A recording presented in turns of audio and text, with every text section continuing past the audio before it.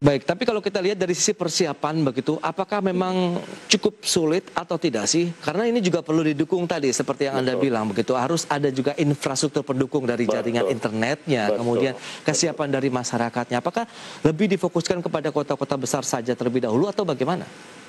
Saya rasa kalau kita lihat dari situasi saat ini di mana penetrasi digital itu sangat tinggi,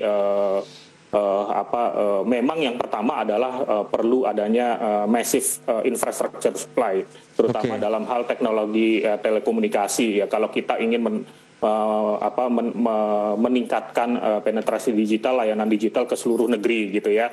Jadi kalau kita ambil hanya benchmarking di kota besar, tentu saja tidak ada masalah. Tapi kalau kita misalnya ingin mendorong misalnya dunia usaha di Sulawesi, di Kalimantan, di Papua misalnya, tentu saja butuh infrastruktur tersebut. Itu yang pertama, Mas Pras. Yang kedua adalah kesiapan dari SDM-nya juga gitu. Jadi SDM yang melek juga dengan teknologi digital, teknologi komunikasi gitu. Baru kemudian kita meningkat dari infrastruktur yang dasar tadi, kemudian bank perlu menyiapkan bisnis model. Misalnya bagaimana digital bisnis ini sebagai business usual plus, terus kemudian digital as the new line of business. Terus digital native, bagaimana nih untuk men-tapping yang seperti itu. Terus scaling up the bank, harus yang data driven. Nah, infrastruktur yang data driven ini sangat penting dimiliki oleh bank gitu ya.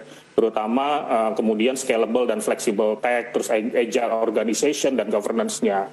Nah, itu yang kemudian nanti akan mendorong kepada persiapan untuk memenuhi kebutuhan customer. Kita biasa sebut sebagai meningkatkan customer experience gitu. Oke, dengan adanya POJK tadi, begitu akankah semakin memberikan banyak motivasi tentunya bagi para entrepreneurs atau pengusaha-pengusaha yang ingin mendirikan bank dari sebelumnya yang konvensional akhirnya beralih ke digital. Menurut Anda ini kan menjadi salah satu booster tidak?